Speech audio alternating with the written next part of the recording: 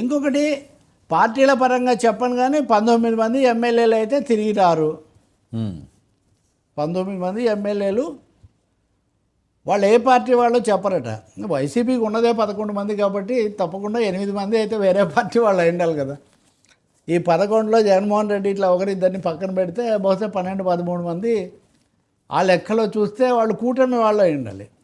రెండో మాట ఏమంటున్నారంటే, నేను 30% వ్యతిరేకత వచ్చిన వాళ్ళ గురించే చెప్తున్నాను, 15-20% వ్యతిరేకత మూట కట్టుకున్న వాళ్ళు ఇంకా ఉన్నారు అని చెప్తున్నాడు.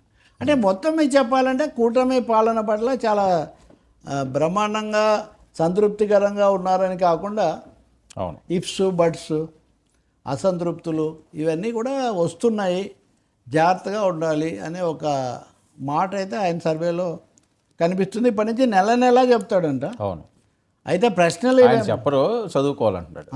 అది చూసి చదువుకోవాలి, డబ్బులు ఇచ్చి అది దానికి సబ్స్క్రిప్షన్ ఇచ్చి దాని మీద చదువుకోవాలి.